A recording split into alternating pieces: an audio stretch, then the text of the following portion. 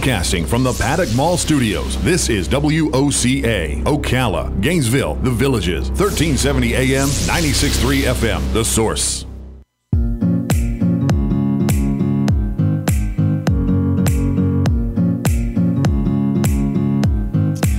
All right, 25 minutes before 11 o'clock. Thank you for tuning in. Nice looking Wednesday. It's Wednesday already, Robin.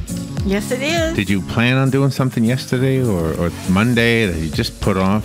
You've procrastinated, in other words? I'm a good procrastinator. Are you? Some things. I try. Oh my gosh, this is really an issue for me. Not because I do it, but because I'm so often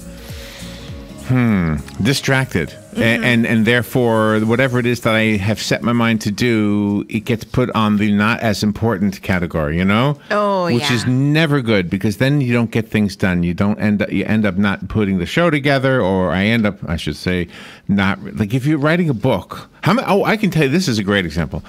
We speak to authors all the time, right? Mm-hmm. And I speak to wannabe authors all the time because we speak to authors all the time, right? And this is what I get a lot. It's like, oh, I'm writing a book too. Oh, great. What is it about? And they'll tell me what it's about. Mm-hmm. I'll bump into them like, 6 months or whatever. Hey, how's the book coming? Yeah, I haven't really gotten to it yet. And I'm thinking, you haven't gotten to it in 6 months. Anybody who writes a book has really done an amazing thing. Mm-hmm. Writing a book takes a lot of dedication and what's a good word? Discipline, right? Yes, it Discipline, does. Right? Adela Schicker is on the phone. She has the answer for you if the reason you're not getting things done is because you procrastinate. Mm-hmm. Her book is called The End of Procrastination. It's getting really good reviews on Amazon. How to Stop Postponing and Live a Fulfilled Life. Adela Schicker, it's an honor to have you on our show. Good morning. Good morning. Thank you for having me. I hear birds. Where are you? Oh, I wish there were birds. I'm in New York. It's just grayness and, no birds, I'm telling you. You don't have birds with you? No, I don't. I swear I don't have birds. Do you hear birds? Maybe Billy's outside our window. I do hear birds. Okay, so anyway, I don't want to procrastinate. I want to get right to you. So where are you? Where are you in New York? I am in the area of Little Italy. Oh, Little Italy. Yeah. My dad worked down there. He was a policeman. Do you know the old police headquarters building? No, I don't. Really? On Center Street. That might not be Little Italy. It's right next to Little Italy. She might be too young to know where that is. It still is. No, it's... Yeah, it still is. I'm going to go check it out when we're done with this one. I don't want to procrastinate that. It's got a green dome on top of it. It's now a condominium.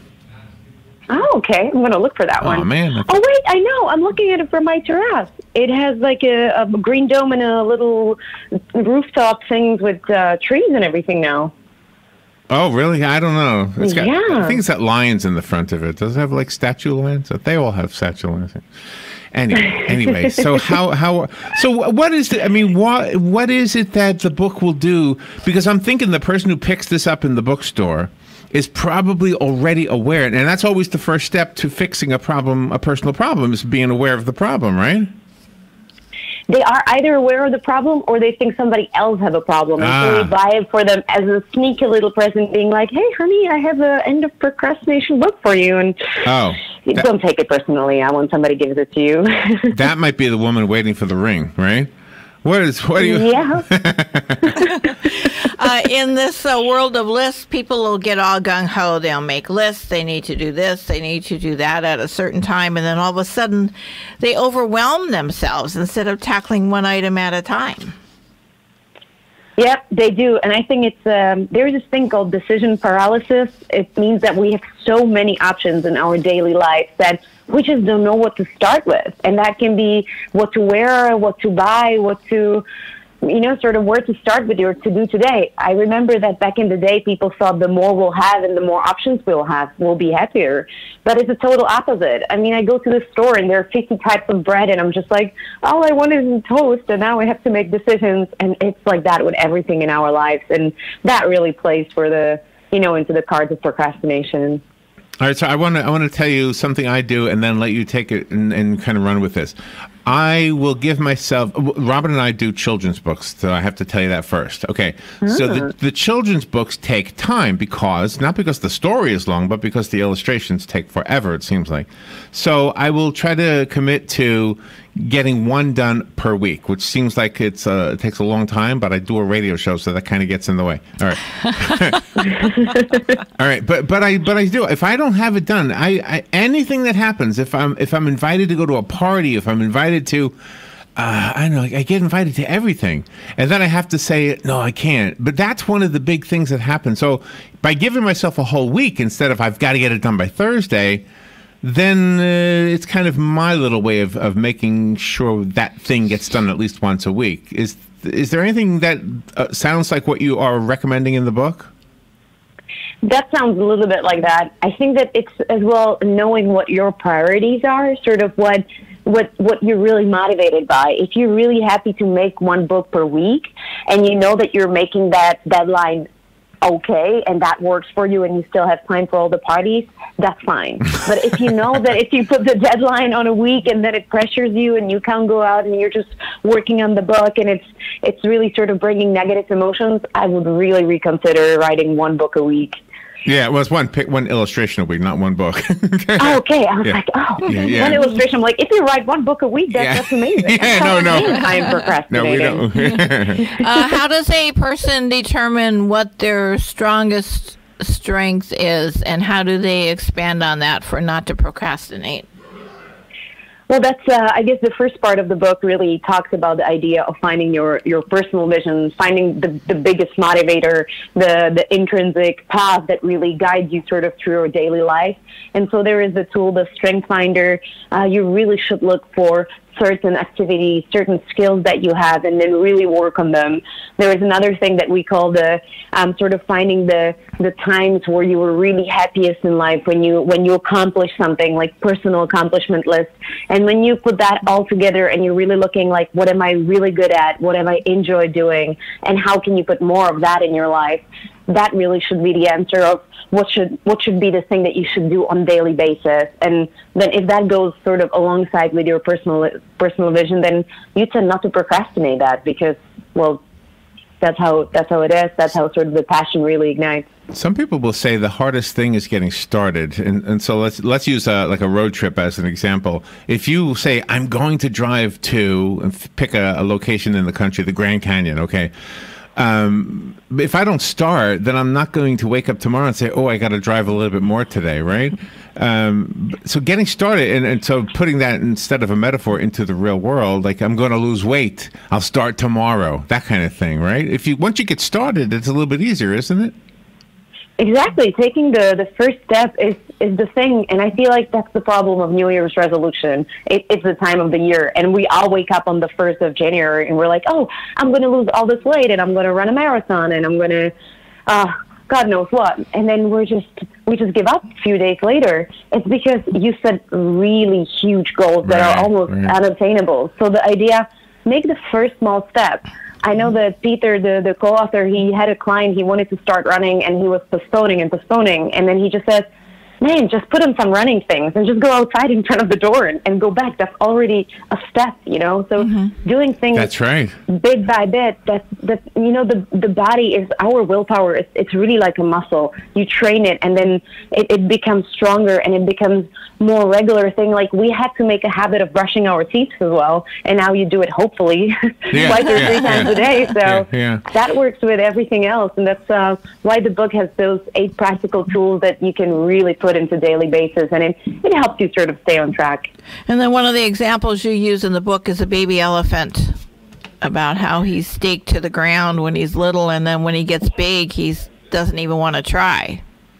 Yeah, it's actually something called the learned helplessness, and we all tend to have the idea that, oh, I already failed, I'm never going to even start, you know, already giving up. Of course, if a big elephant would decide to walk, you know, being tied to a little tree wouldn't help, but we have this learned behavior that because we fail, we're never going to do that again. And then we're thinking, exactly, okay, I'm going to run a marathon tomorrow. We're aiming too high and then being helpless at the same time. So the idea is just be grateful that you run around the block, wake up in the morning, run around the block. That's it. And then if you enjoy this, you know, step by step, maybe run 2 blocks, 3, and keep a track of this habit and be happy that you did that. And by the repetition, you're really going to strengthen this muscle, improve your willpower, and you're actually, hopefully, one day maybe going to run the marathon. Can you talk about the effect of other people on you, whether it's a good influence, maybe they are perfect for you because, oh my gosh, they keep me motivated, or maybe they bring you down, they say, oh, come on, let's go out, you don't have to do that, right? Couldn't you put that off another day, right? I know those people, they always come at the worst time where I'm trying to be focused and they're like, hey, but one glass of wine or something. Right. That's tough. But honestly, again, the answer is this idea of personal vision, knowing why you're doing what you're doing. And I mean, I live now in New York. I miss greatly all my friends back in Europe. I wish I can be there drinking the wine and beer. I come from a beer country. But I know that my vision is to really help this book and help our readers and clients improve. And at the end of the day, it's not maybe the best thing, but I'm very happy and very content that I'm here doing what I'm doing. So are you from, and so I think that's the answer, yeah. Are you from Germany? I'm from Czech Republic, from Prague. Oh, okay. When did you move to New York? 4 months ago. 4 months ago, yeah. Oh, wow. And did you procrastinate? Was there any, were you, because that happens to us too. I think we all procrastinate and then we get tired, we get sick of ourselves procrastinating and we say, okay, I'm just going to go do it, right? Yeah, I feel like it's always nothing, and then one day in a month you just rebuild the whole house and work on cleaning your email box and stuff. But you know, it gets really tough. I honestly think that working on it daily, step by step, it just gets easier. And trust me, I hate flying. I fly all the time, but I hate it. So I'm trying to procrastinate that as much as I can. But no, it just has to be done. And again, my personal vision and the why I'm doing what I'm doing really helps. You talk about critical thinking. Can you explain exactly what that is and how that helps? Yeah, I feel lately a lot of books, I'm going to say especially in the self-help area, are just, oh, this has been my experience, or something worked for me, or I somehow found this works. We're trying to be a different thing. We're trying to really get the evidence-based, science-based know-how and bring it to our readers. Because, you know, lately there are a lot of myths and half-truths, and so the idea is to really bring scientific studies for the clients, or in the book you have 120 scientific studies brought into practice. And I think that that's something that's passionate for all of our team, is to really try to think critical thinking as much as possible and talk to people how to put critical thinking more into their everyday life. And, you know, social media, Facebook, fake news, it's really tough to really determine what is a quality information and what is just, you know, somebody typed up. Oh my gosh. So that's sort of our mission. Yeah, we have to deal with that every day with the news. Sometimes you have to wade through it all. So you have a website. It's called procrastination.com. So that's good that was available. I'm glad you were able to get that. Thank you. And you're getting really good reviews. Oh gosh, I had a question for you. No, I forget what it was, Robin. You ask your next question. Oh, okay. You also address businesses, because businesses can't exist unless people know you're out there, and that takes salespeople. How do you help the salespeople keep refreshed and on top of their game to make their business seem to be the most outstanding there is? So we actually help businesses all across, not just sales. We do trainings on leadership, on productivity, on more of an effective communication, as well as on critical thinking, because let's face it, if you want to be a good leader, a good manager, or even a good salesperson, that's something that you need. So we're always trying to talk to their HR, or people who are in charge of development and learning, and really discover what can we help with, what are the soft skills that we can bring into company. And then the same way as the book is based on science and very simplified tools and simple pictures, we brought the same to our workshops and trainings that we do for the companies. And then it's really nice because we have practical tools, practical tips. Really, people put them right into their daily lives. It's not like, oh, we're going to come and have an inspiring talk. No, we're going to inspire you, but we're going to give you tools so you can follow them on a daily basis, and then you can see results in time. And I think that really helps, especially within the corporate structure. The book is called The End of Procrastination, and in the description on Amazon it says 8 clear, approachable tools, from quick daily worksheets to shift your perspective to to-do lists that actually help you get things done. I have one question about one area that I've experienced in my life, and it's when I want to do something, like change jobs. Mm-hmm. But I keep procrastinating because I'm afraid. There's a fear of quitting the current job and then moving on to another one. Is that? How do you advise on that one? Because it's kind of hard to tell somebody to leave a job that they currently are pretty secure with. Yeah, see, that's the thing. It's sometimes a lot of people think, oh, I need to quit the job because I am unhappy. But they don't think about how am I perceiving my job? Does the job fit into my personal vision, into something that I want to do? And a lot of time we talk to, for example, people with the bank. You can just work in the bank and you can be like, okay, I'm just going to count the money. I hate it's 9-to-5 job. It's just something to do with, with coins or with whatever. Or you can perceive your job as, hey, I'm really helping somebody be more informed about their bank situation, about their money situation. I'm trying to improve their life, try to help them with their savings or maybe with mortgage. And they perceive their job as actually a service for somebody and helping someone. And isn't that a very different perspective to go to work and be like, okay, I work in a bank, but I can really improve somebody's life, or hey, I just work with money. Oh, that's a really positive attitude also. I like that. Yeah, I think that's absolutely right. How do you regulate your social media addiction? Because each person has two things: one for pleasure with social media, which is personal, and then one on the business aspect. How do you keep the personal from overriding the business on social media? Yeah, well, I lately I'm very happy that we have somebody who's helping us with social media, and that's their job, again, their passion to help us, and it's their daily life to really sort of do the company Instagrams and Facebook, and that's their vision and their passion, and I'm trying to minimize, and I don't want to say avoid because that never happens, and especially when you travel, you sort of want to be in touch, but I'm trying to minimize the time that I spend on social media. Honestly, the current research that shows that things like Instagram and Facebook, those things are equally addictive as hard drugs, and really the way your brain reacts and the way how you get addicted to them, that's something that I think that we should almost educate more people about, especially in schools. I see young kids, they don't even talk to each other anymore. It's just likes and Snapchat lately, and that's sort of sad.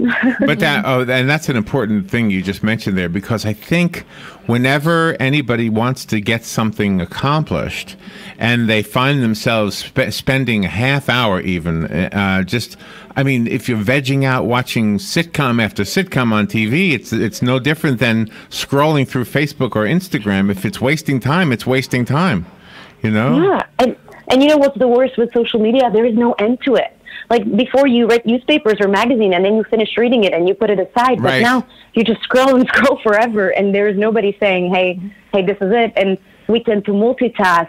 Absolutely. Open spaces, people disturb us, and then we're like, "Oh, I'm gonna just scroll a little bit. I'm gonna check something." So the idea of really switching off the notifications. There's so many apps that will help you to switch off things and really be focused, not to multitask. Right. Or I just discovered an app that shows a little timer running on, and so every time you open an application, on the top it says 2 minutes, 3 minutes, 4 minutes, and you're like, oh my God, I gotta switch it up. Oh, that's absolutely true, yeah.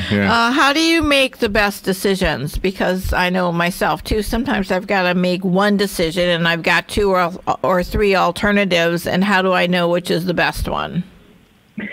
I think that I'm going to repeat myself, but again, to me, it comes to this idea of having your personal vision, knowing why you're doing, what is the real purpose of your life and of your work, and then that's the answer. I told you with the flying and my hate towards flying, and then, we came with the decision to have a New York branch, and we have a lot of clients across the world, that it is my vision to help others. It is my vision to speak at conferences and do the job that I'm doing.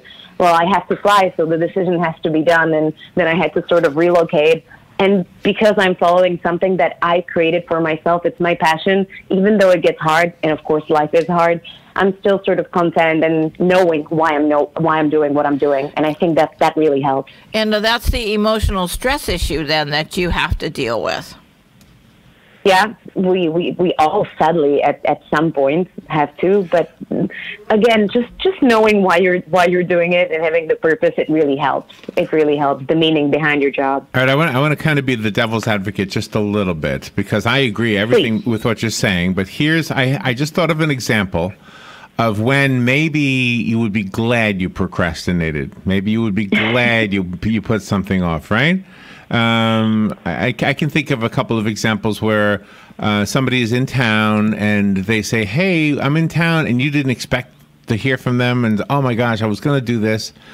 And then you go visit with them, and it's such an enjoyable time. But that thing that you just put off, you really didn't want to put it off. And if you were addicted, let's say, to anti-procrastination, then you never would have seen your uncle who maybe died the next year or something. I had that happen to me. My uncle and aunt came to town, and they called me up, and I was getting ready to do something, and I stopped what I was doing and went to see them.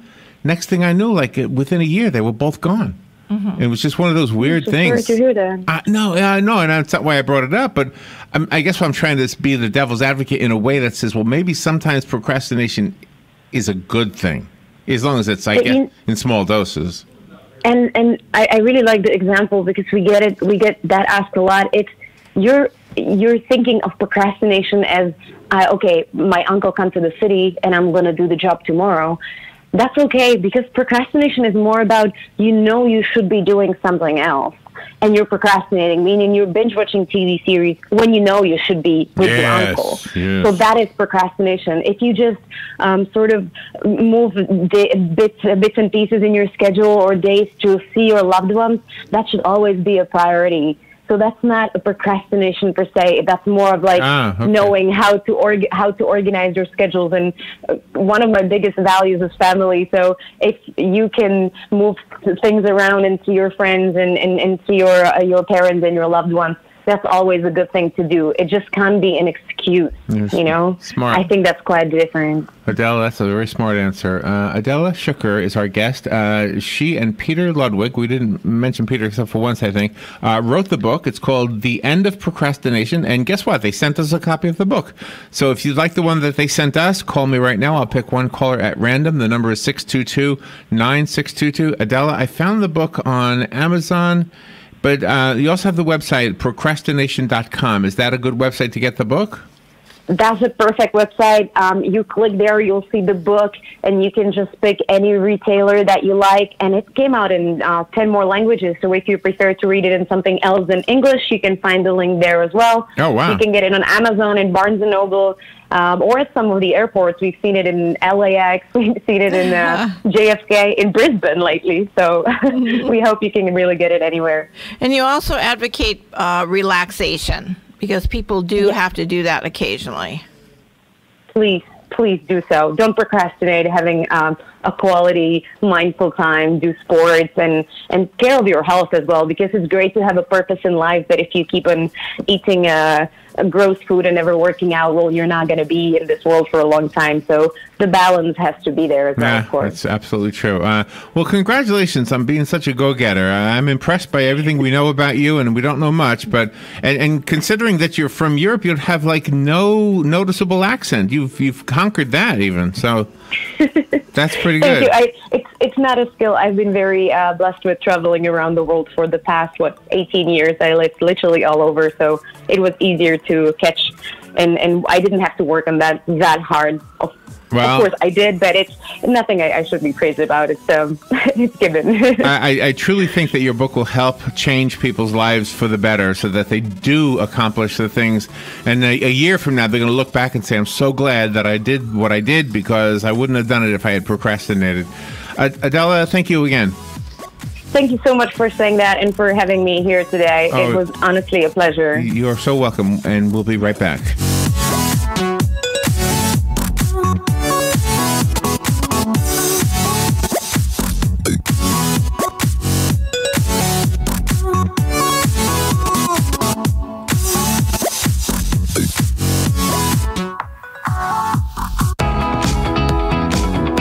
Direct Connect to UCF, where students who attend the College of Central Florida and graduate with an AA or articulated AS degree are guaranteed admission to the University of Central Florida. Success coaches are ready and waiting to assist you in designing an educational plan that is right for you in any of their locations across Central Florida. Remember, connecting is easy and guaranteed. Find out more at directconnect2ucf.com.